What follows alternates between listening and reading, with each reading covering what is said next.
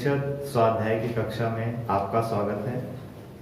हम इस क्रम में ईसावास उपनिषद का स्वाध्याय कर रहे हैं। आज इसी उपनिषद का जो अंतिम मंत्र है उसका हम लोग स्वाध्याय करेंगे। पिछली कक्षा में जैसे कि हमने उस भक्त की प्रार्थना को सुना, उसको समझा कि अंतिम समय में एक भक्त की प्रार्थना किस प्रकार से होनी चाहिए, उसे अपने कर्मों को किस प्रकार से अपने जीवन में संपादित करना है, किस प्रकार से वो अपने मन, प्राण, शरीर आदि को आसक्ति से दूर रखते हुए अपने परम कल्याण के विषय में सोच सके और अपने कर्मों को एक उचित दिशा प्रदान करे, ताकि उसका ये जो मनुष्य जीवन है वो सफलता से पूर्ण हो सके। आइए इसी क्रम में अब जो हमारा अगला मंत्र है, ये मंत्र हम लोग बहुत बार सुनते आए हैं, विभिन्न यज्ञ अनुष्ठान पे इसका अनुष्ठान भी किया है हमने। आइए उसी को थोड़ा ऋषि दृष्टि से समझने का प्रयास करेंगे। इस मंत्र में साधक आराध्य देव पुरुषोत्तम भगवान से प्रार्थना करके अब साधक अपुनरावर्ती आदि के मार्ग के द्वारा परम धाम में जाते समय उस मार्ग के अग्नि अभिमानी देवता से प्रार्थना करता है। आइए इस प्रार्थना को हम लोग भी साथ साथ समझने का प्रयास करें। एक बार इस मंत्र का उच्चारण करेंगे हम लोग। ओम अग्नेनय सुपथाराय अस्मान, ओम अग्नेनय सुपथाराय अस्मान, विश्वानि देव वयुनानि विद्वान्, विश्वानि देव वयुनानि विद्वान्, युयोधस्मः जुहुराणमेनो, युयोधस्मज्जुहुराणमेनो, भूयिष्ठां ते नम उक्तिं विधेम, भूयिष्ठां ते नम उक्तिं विधेम।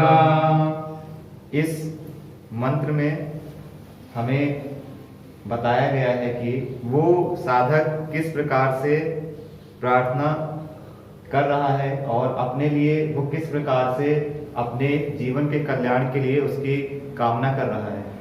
ठीक है, तो आइए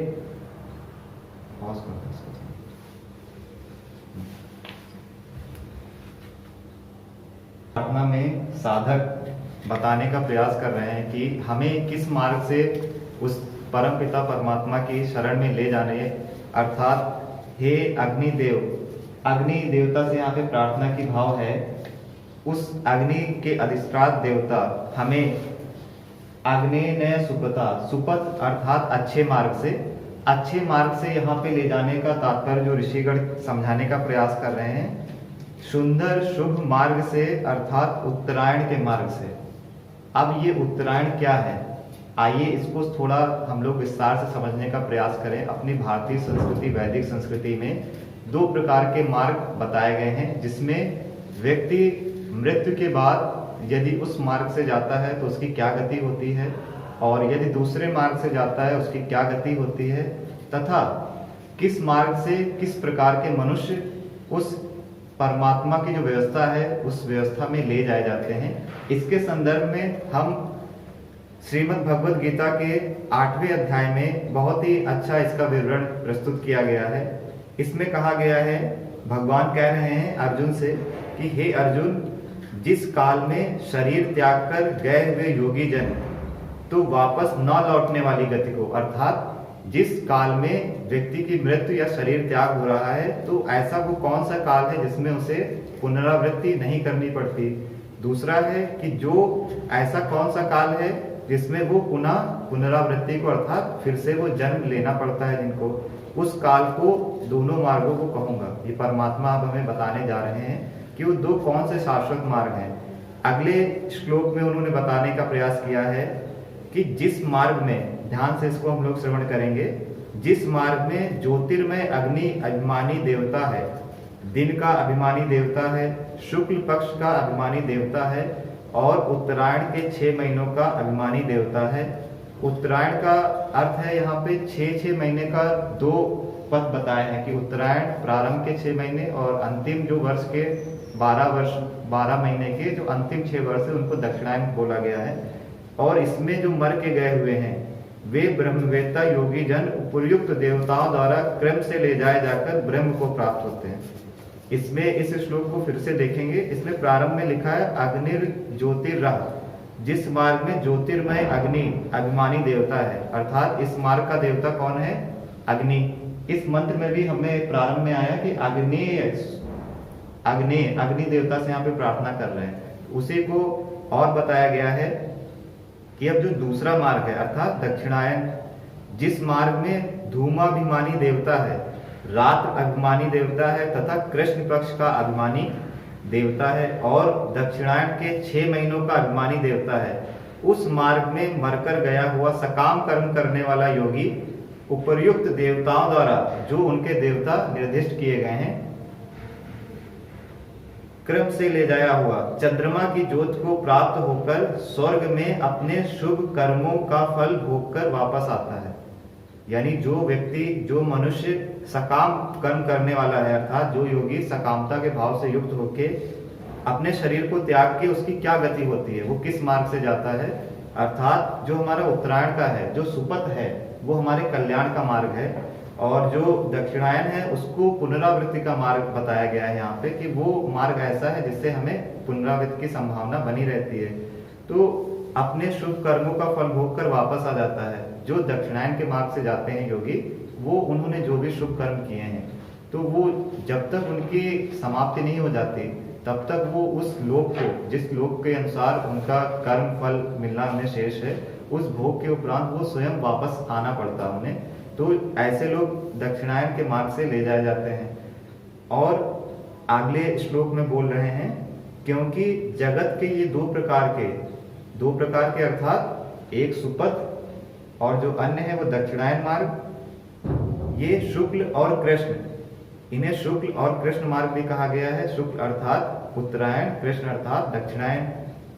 और इनका अन्य नामकरण भी किया गया है कि देवयान और पितृयान मार्ग। देवयान अर्थात उत्तरायण और पितृयान अर्थात दक्षिणायन। ये दोनों मार्ग सनातन माने गए हैं। ये सदैव सनातन काल से अब तक, जब से सृष्टि उत्पन्न हुई है, तब से ये मार्ग अपने अपने कार्य को करने में, अर्थात जो व्यक्ति जिस कर्म के अनुसार उसने जीवन का यापन किया है, उसको उसी मार्ग से ले जाने का विधान हमारे शास्त्रों में बताया गया है। इनमें से एक के द्वारा गया हुआ, अर्थात जिससे वापस नहीं लौटना पड़ता, वो मार्ग कौन सा है? वही मार्ग जिसकी अभी हम आगे चर्चा करेंगे, सुपथ अर्थात उत्तरायण का मार्ग, जिससे उस पुरुष को लौटना नहीं पड़ता है और वह जो दूसरे के द्वारा गया हुआ फिर वापस आता है, अर्थात जन्म मृत्यु को प्राप्त होता है। तो यहाँ पे जो ऋषि कह रहे हैं, जो प्रार्थना है उस साधक की, कि हमें सुपथ से ले चलिए, हमें उस उत्तरायण के मार्ग से ले चलिए, ताकि हमारा बार बार पुनर्जन्म में आना ना हो। हम उस जन्म मृत्यु के चक्र से छूटना चाहते हैं, तो जन्म मृत्यु को प्राप्त नहीं करना चाहता है ऐसा साधक। अब अंत में बोल रहे हैं कि इस प्रकार इन दोनों मार्गों को तत्व से जानकर कोई भी योगी मोहित नहीं होता। अब जो इस गीता का जो सार था वो यही था कि दो प्रकार के मार्गों का हम लोगों ने विश्लेषण किया, एक है उत्तरायण मार्ग और एक है दक्षिणायन मार्ग। जो उत्तरायण मार्ग है, वहां से जो व्यक्ति गया है शरीर त्याग के, उसको लौटने नहीं पड़ता, अर्थात वो कर्म बंधनों से मुक्त होकर एक प्रकार से ईश्वर की सेवा में पहुंच जाता है, ऐसा भगवत गीता का मत है। और जो दूसरा मार्ग है, उससे बार बार जन्म मृत्यु के चक्र में फंसने की, उसमें आने की संभावना बनी रहती है। तो ये थोड़ा सा विश्लेषण था, जो दो मार्ग है हमारे शास्त्रों में, हमारी संस्कृति में, जो सनातन माने गए हैं। तो उसी मार्ग की यहाँ पे चर्चा हो रही है। वो साधक कह रहा है कि हे अग्नि के अधिष्ठात देवता, हमने पढ़ा उत्तरायण के देवता कौन है? अग्नि। तो हे अग्नि के अधिष्ठात देवता, हमें परमेश्वर की सेवा में पहुंचाने के लिए, हमें परमेश्वर की सेवा में पहुंचाने के लिए सुंदर मार्ग से ले चलिए। सुंदर मार्ग अर्थात उत्तरायण के मार्ग से ले चलिए। आप हमारे संपूर्ण कर्मों को जानने वाले हैं। वयुनानि विद्वान, वयुनानि विद्वान, विद्वान अर्थात जानने वाले हैं, हमारे संपूर्ण कर्मों को जानने वाले हैं। कौन? अग्नि देवता। अतः हमारे इस मार्ग में प्रतिबंधक, जो उस साधक को इस मार्ग में ले जाने से रोकने वाले जो जो तत्व हैं, अर्थात जो उसका प्रतिबंध कर सकते हैं, उन सभी का आप एक तरीके से छेदन करिए, उनको आप नष्ट कीजिए। किस प्रकार से नष्ट करेंगे? कि आप जो भी मेरे द्वारा पाप हों, अर्थात हमारे द्वारा जो भी जाने अनजाने में पाप हुए हैं उनको क्षमा करने का प्रयास करें, उनको नष्ट करने का प्रयास करें। अग्निदेव आप, अग्निदेव से यहाँ पे प्रार्थना की जा रही है, उन्हें दूर कर दीजिए, उन सभी पापों को दूर कर दीजिए, जिससे मैं उस सुपथ से अर्थात उत्तरायण रूपी शुभ मार्ग से उस परमेश्वर की सेवा में जा सकूं। और कह रहे हैं कि आपको बार बार मैं नमस्कार कर रहा हूं। अंतिम में कह रहे हैं भूयिष्ठान ते नम उक्तिम विधेम, मैं बार बार आपको इसलिए प्रार्थना कर रहा हूं, आपको नमस्कार कर रहा हूं। और कहते कहते बार बार नमस्कार करते हैं। तो ये अग्निदेव से प्रार्थना की जा रही है कि हे अग्निदेव, हमें उस शुभ मार्ग से ले चलिए, क्योंकि आप हमारे सभी कर्मों को जानने वाले हैं और हमें उस परमात्मा की सेवा में पहुंचाने का प्रयास करें, जिससे हम बार बार इस जन्म मृत्यु रूपी चक्र से छूट सकें और उस परमात्मा की सेवा को प्राप्त करके अपने जीवन को, अपने इस मनुष्य रूपी काया से जो भी कर्म किए गए हैं उनमें यदि कोई भूलवश पाप कर्म हुआ हो या कोई अशुभ कर्म हुआ है तो उसको भी आप नष्ट कीजिए। क्यों नष्ट कीजिए? ताकि मैं सुलभता से उस शुभ मार्ग से उस परमात्मा की सेवा के लिए उपस्थित हो सकूं। तो इस प्रकार से अब इसकी व्याख्या की गई है इसमें कि साधक कह रहे हैं, भक्त कह रहा है, हम सभी की प्रार्थना होनी चाहिए कि मैं अब अपने परम प्रभु भगवान की सेवा में पहुंचना और सदा उनके लिए उन्हीं के सेवा में रहना चाहता हूँ। अर्थात जिसे बोध हो गया, ज्ञान हो गया कि मैं उस परमात्मा का ही एक अंश हूँ, तो उसको अपने जो वास्तविक स्रोत है, जो वास्तविक स्वरूप है, उस तक पहुंचाने की प्रार्थना यहाँ पे ऋषियों द्वारा उसका विवेचन किया जा रहा है। आप शीघ्र ही मुझे परम सुंदरमय उत्तरायण मार्ग से, जिसकी अभी हमने चर्चा की श्रीमद् भगवद गीता के अनुसार, भगवान के परम धाम में पहुंचा दीजिए। आप मेरे कर्मों को जानते हैं। हमने ऋषद कक्षाओं में भी चर्चा की कि हमारा जो प्रत्येक कर्म है वो उसका एक एक अंश, वो एक विधान के तहत सब एक तरीके से अंकित होता रहता है। जो जो हम कर्म करते हैं अपने आजीवन, वो कर्म हमारे चित्त पे एक प्रकार से अंकित होते रहते हैं और उनका फल मनुष्य को अवश्य भोगना पड़ता है। अवश्य में भोक्तव्यम कृतम कर्म शुभाशुभम। तो आप मेरे कर्मों को जानते हैं, मैंने जीवन में भगवान की भक्ति की है। वो साधक कहने का प्रयास कर रहा है कि मैंने अपने जीवन को भगवतमय बनाया है, और जब हम अपने जीवन को भगवतमय बनाते हैं तभी हम इस प्रकार की प्रार्थना को कहने के लिए सक्षम हो सकते हैं। अन्यथा यदि हमारा जीवन उस मार्ग में नहीं है या हम उस दृष्टि को प्राप्त नहीं है तो हम में भी इस प्रकार की प्रार्थना का कोई भाव उत्पन्न नहीं हो सकता, और हम बार बार उस अशुभ के मार्ग से बार बार हम जन्म मृत्यु के उस चक्र में फंसने के लिए विवश होते रहेंगे।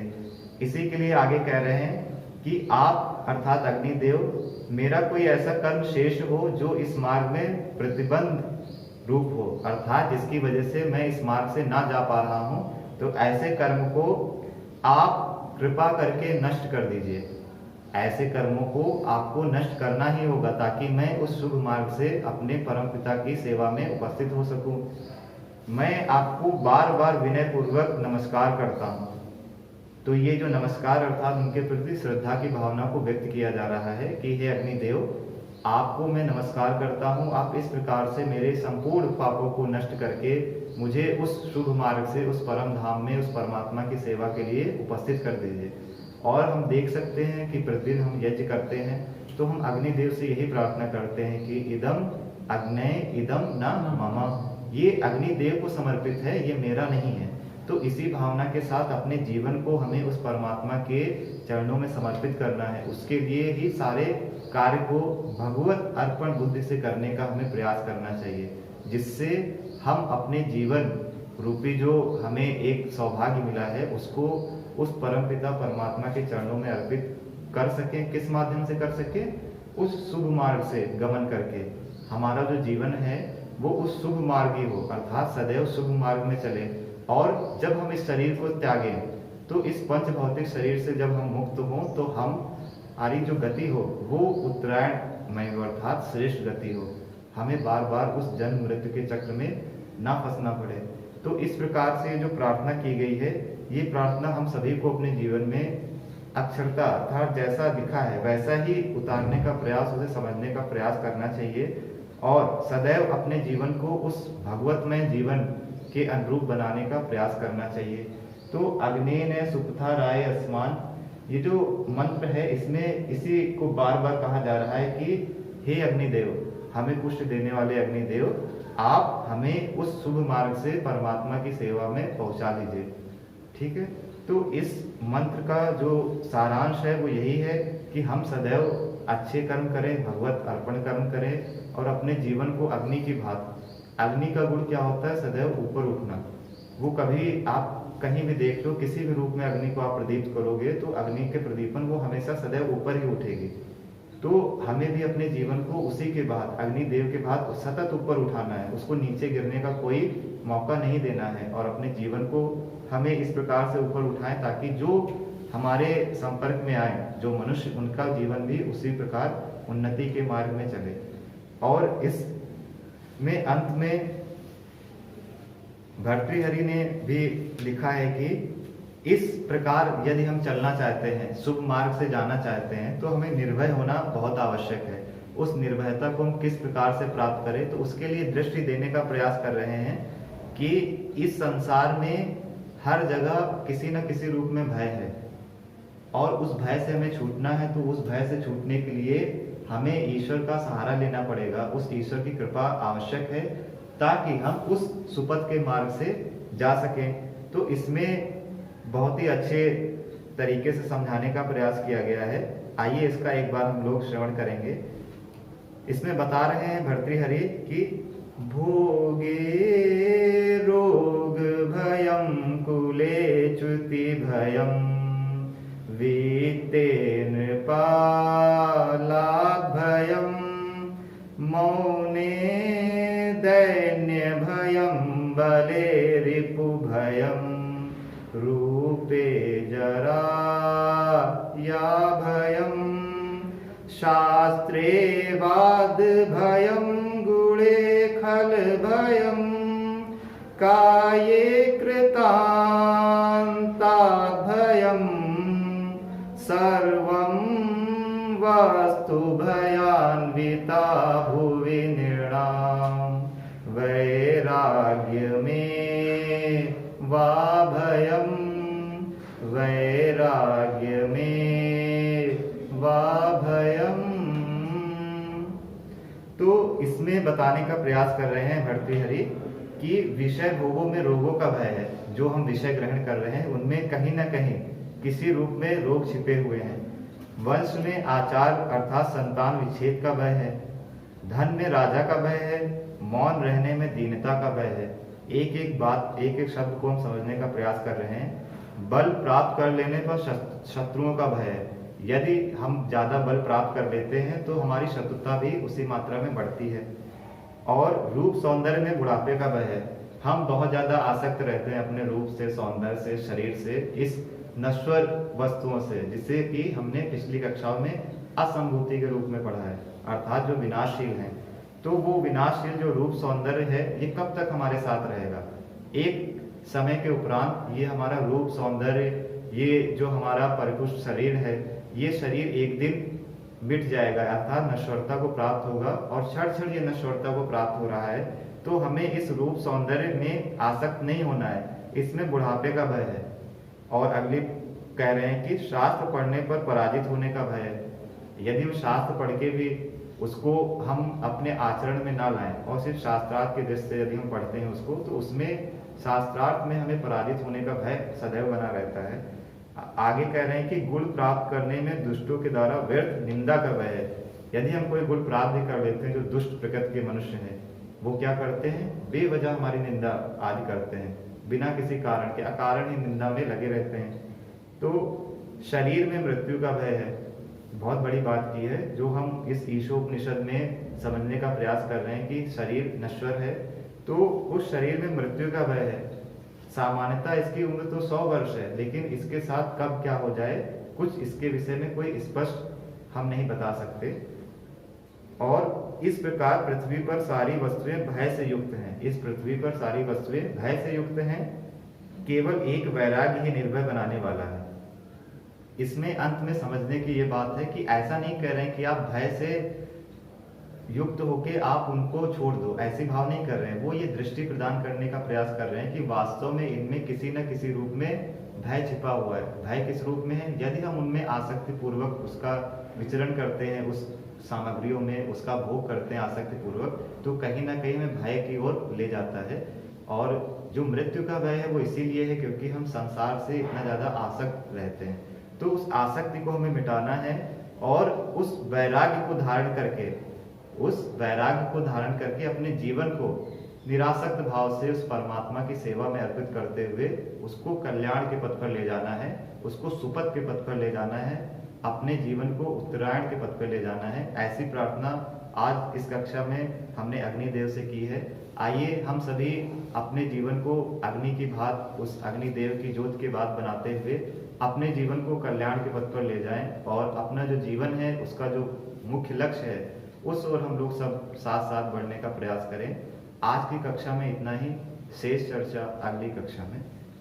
ओम शांति शांति शांति।